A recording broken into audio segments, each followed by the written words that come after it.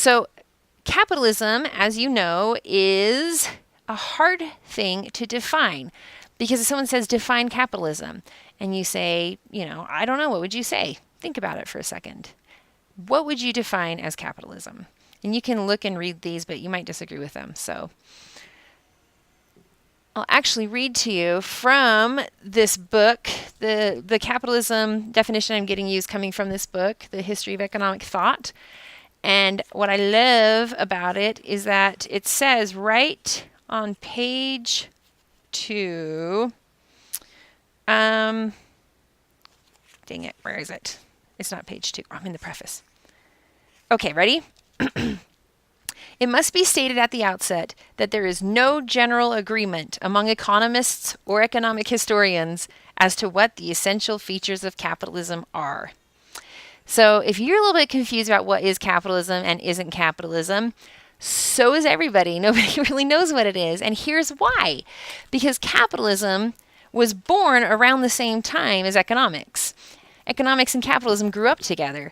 And so economists have never really studied anything that wasn't either capitalist or from this perspective of these capitalist models we've created. So yeah, we do go back and we look at feudalism and we look at systems of slavery and all these other different types of modes of production. But what makes capitalism capitalism? There's not total agreement.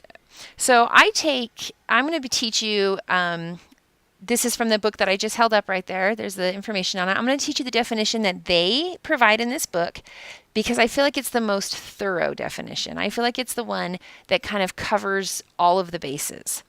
And for your assignment this week, you're going to go find a website somewhere where somebody defines capitalism, and you're going to compare it to these criteria and, say what you think should be changed either in this definition or what should be changed in the definition you find, and, do some critique of your own. And then we'll put it into discussion so we can all read each other's critiques and then we can comment, and it's really fun.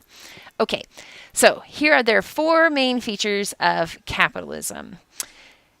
First is market-oriented commodity production. Did your brain just turn off by reading that really, really obscure statement? Don't worry, I'll break it down for you.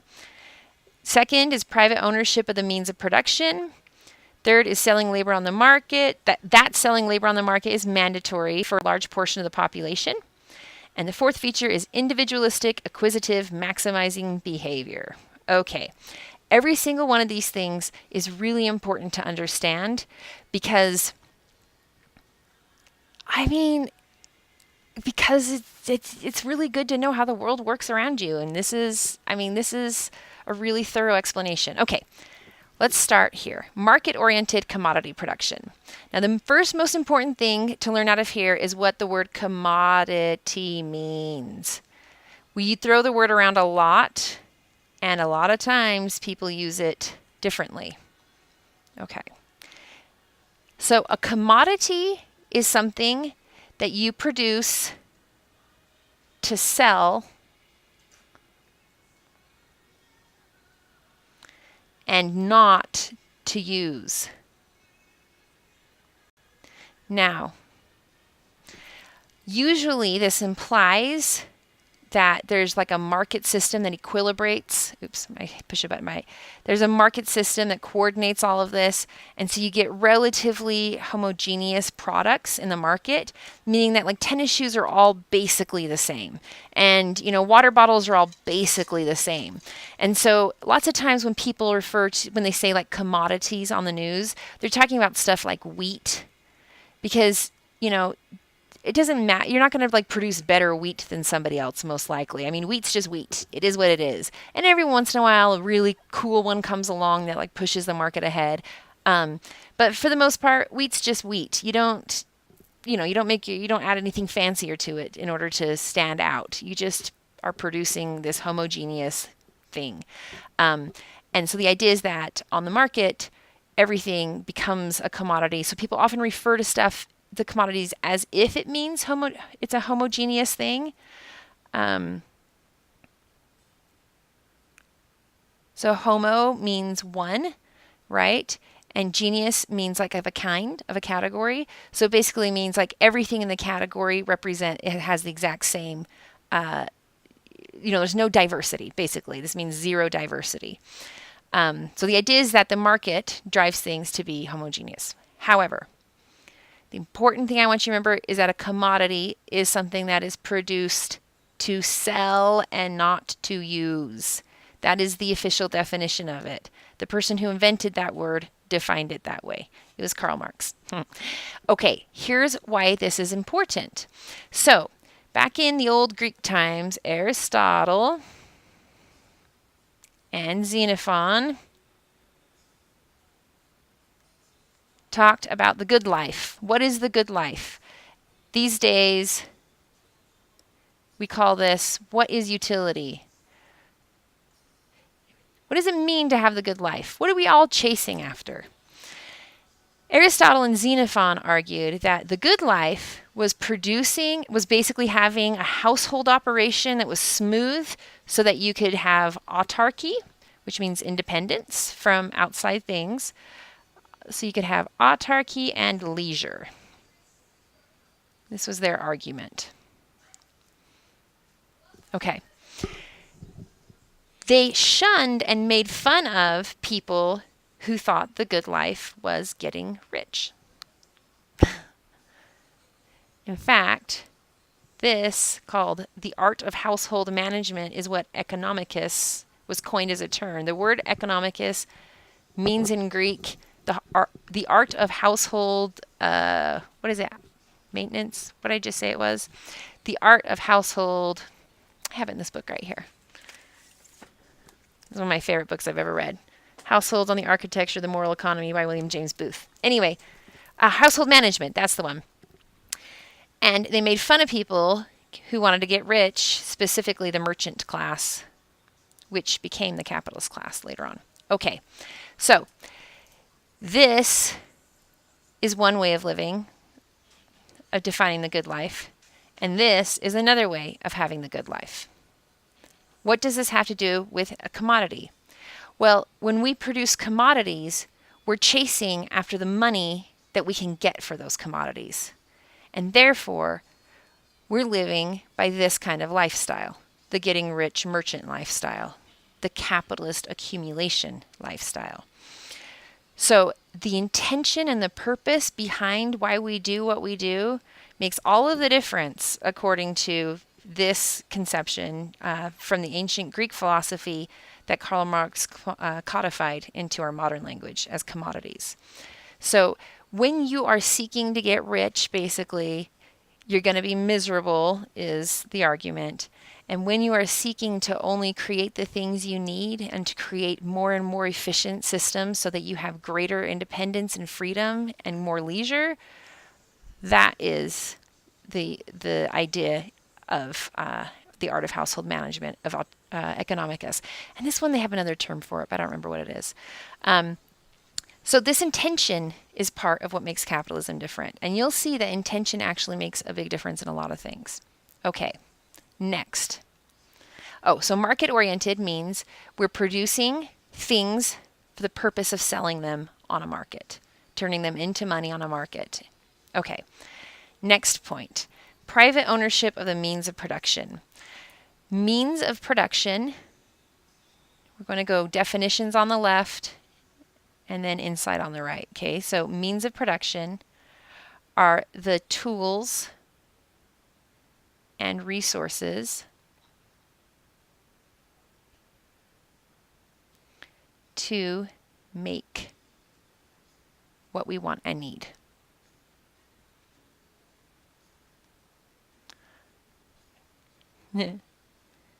Okay.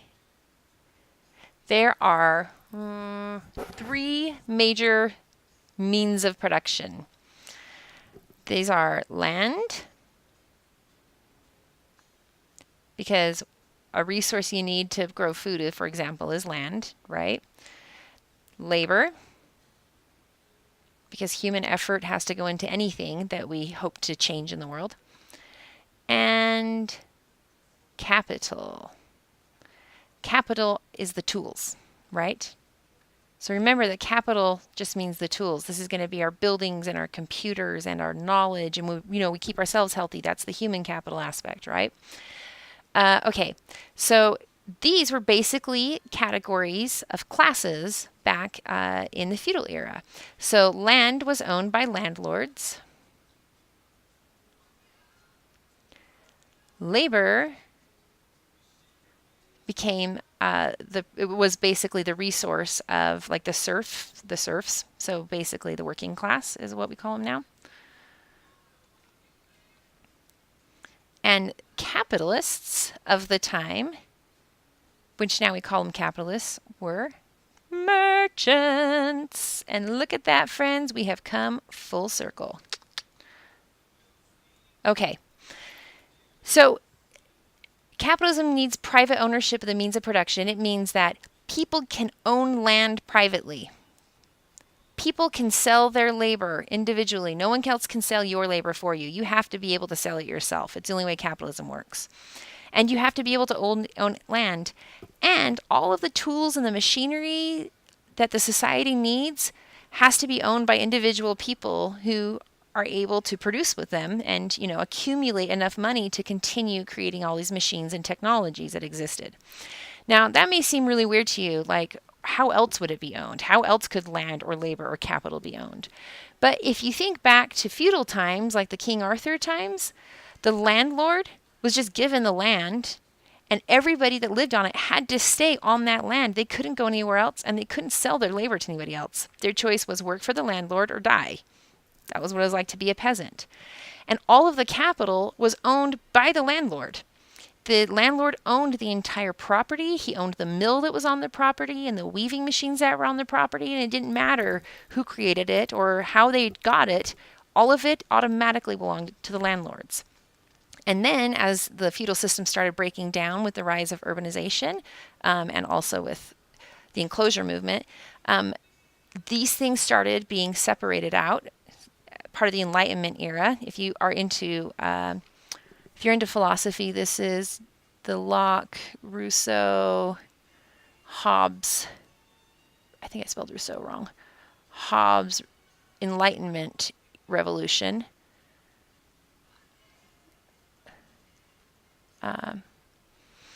We can talk more about this if people are interested in it. If you're not, we don't have to. So all of this being moved into private hands is a brand new thing. It's only existed for like 300 years on this entire planet. Before that, everybody just kind of owned stuff as a community, with some people in the community having a bunch of power and everybody else not having very much power. Okay, next, selling labor on the market is mandatory for a large portion of the population. So remember how I said now you should be able to sell your own labor on the market? Well, not only are you able to under capitalism, you must. You have to.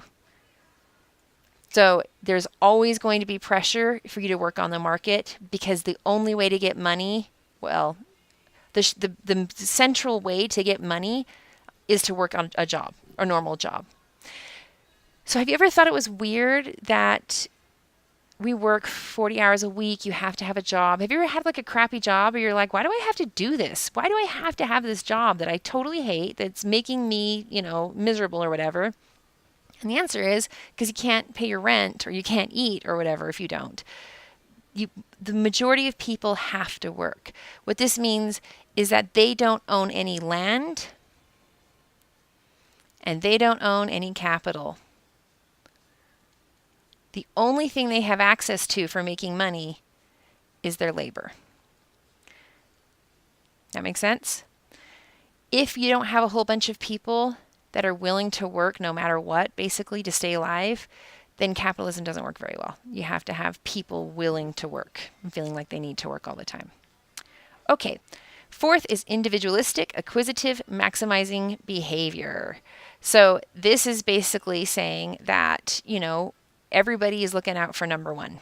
This is the invisible hand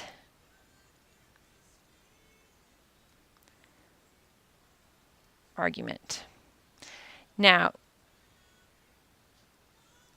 this isn't making the argument that the invisible hand is a thing. This is saying that the invisible hand argument was that Adam Smith said, here's Adam Smith. He's kind of the father of economics. Adam Smith said, if everybody looks out for their own self-interest,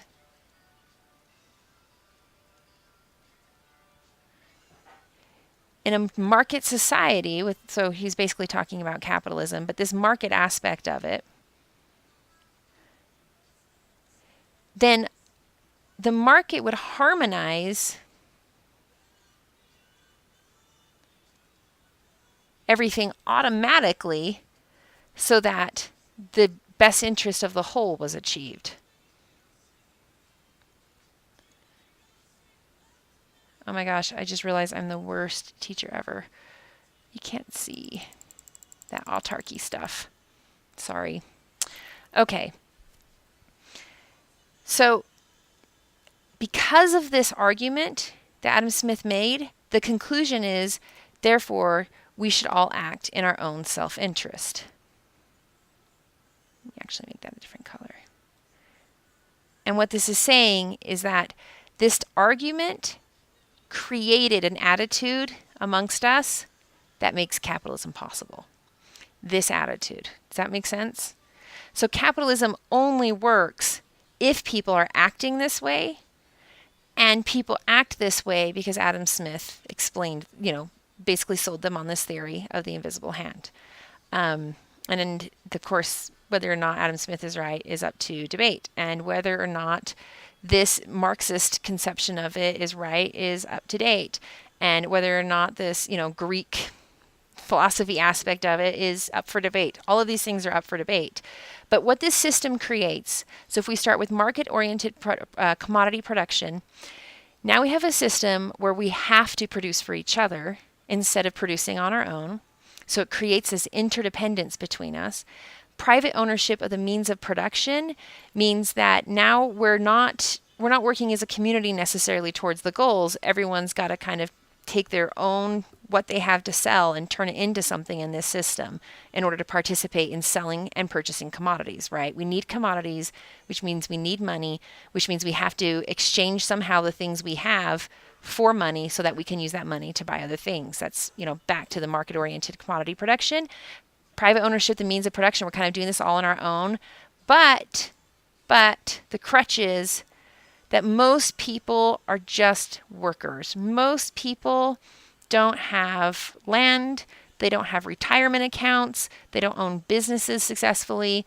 Most people stay sufficiently busy selling their labor that they're not able to accumulate these types of things. And so you have a whole bunch of people that are willing to work, constantly being pressured to improve and become more efficient, because capitalism works on that improvement and that efficiency. And then the individualistic, acquisitive, maximizing behavior. This also, by the way, includes maximizing profit for firms, which is the central objective for most firms, is to have profit so that they can build their firm bigger and get more profit, and it can become an awesome, huge business. Or maximizing what we call utility or the good life, like we have it way up there. Maximizing utilities for individual people, which just means maximizing, how much we have the good life. And of course, this points us back to the question of, over here with autarky and leisure, what is the good life? Because if we can't answer these questions, none of this makes sense. Okay, maybe none of it makes sense at all. But go through and make sure you understand what each of these terms and ideas mean. We could just be producing stuff for our own use. And you know what? Sometimes people are anti-capitalist in this day and age. When you make a sandwich for yourself at home, you're kind of not buying into capitalism. Capitalism would prefer if you ordered an Uber to deliver a burger to you. Does that make sense? Because now it's been commodified. And the reason why I say capitalism prefers that is because the push for capitalism is to do all production and to do all consumption through this market mechanism, because you get the biggest economies of scale. Basically, it becomes cheaper per unit the more we produce on the market through the division of labor. And so there's always this pressure of let's just we can just produce more stuff if we commodify more stuff for cheaper. It pushes in that direction. Oh, economies of unit. Good heavens. Economies of scale. Okay. I'm going to let you have at this and look it over and do the assignment. It's going to be, it might be challenging for some of you and it might not be, but let me know if you have any questions. I think we're done here.